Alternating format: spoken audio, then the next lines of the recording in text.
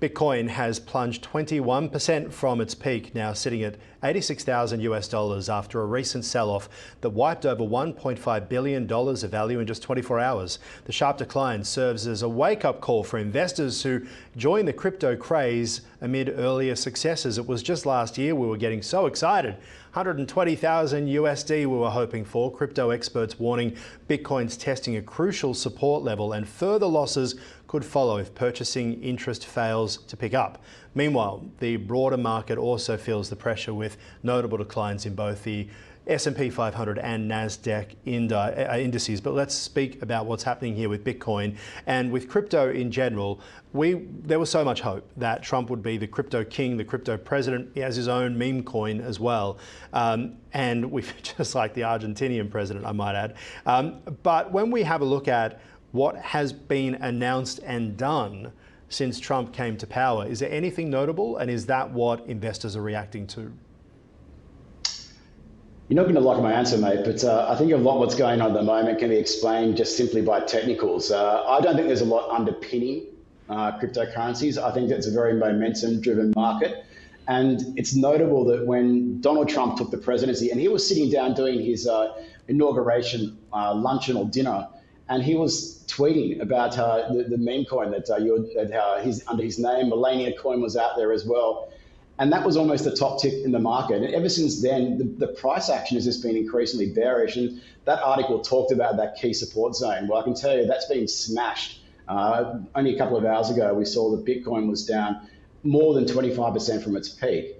And I think a lot of it has to do with forced selling. And the key thing with Bitcoin as an asset class and an investment as well is that there's a lot of leverage attached to it as well. And so when you have big gains, that can go and magnify your gains. But of course, when it goes the other way, it can go and do the exact opposite and maximize your losses. And I suspect a lot of people are feeling the pain right now. Very much so, and a lot of people who invested, we talk about generational wealth, a lot of younger people and working class people have moved towards crypto because they feel like they missed out on property and up it goes. But we've been here before. It feels like anyone who invests in crypto has to get used to that kind of roller coaster. The question is, does the roller coaster drop down to where it did last time, where it was kind of around the 40,000 mark, or do you think that it will kind of stay where it is and then pick up again?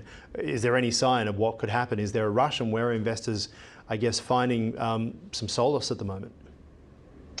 Look, it can be pretty daunting and pretty unpleasant to go and be on the losing end, but you'd be very, very not in a great space to be betting against crypto, given what we've seen over time and where it's come from.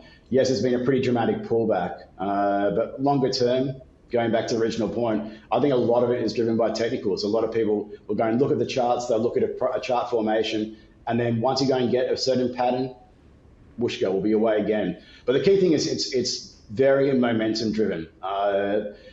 People can argue to the cows. I'm just going to stop you on there. That's where it's your and my fault. I've been talking about crypto getting to 120,000 USD for such a long time, for it feels like 4 or 5 months now, that as it got closer to, the sellers come along and say, quick, let's get there. As soon as you give a number, surely, and you say it's going to get to 120, when it gets to 110, people start hitting the emergency exit, right? Because they know that there's a roof. Surely that's the case.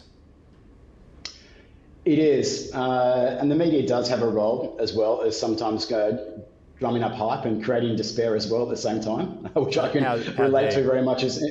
No, I can relate to my previous career as well to go and back that up. But look, yeah, it's looking at what the price action was before Trump came to power. I got elected in. There was lots of promise, crypto czars and everything else, and it was just so much good news had been built into the price action so quickly.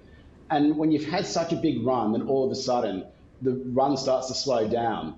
The momentum, the draw to go and add to it becomes less and less and less. And then you start having people, oh, I'll wait for a pullback.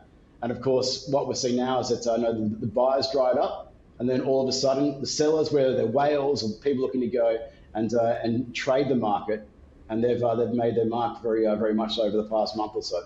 There you go. And for the record, I don't believe there's any chance that you've reached the pinnacle of your earning capacity. Look at that $1 million smile.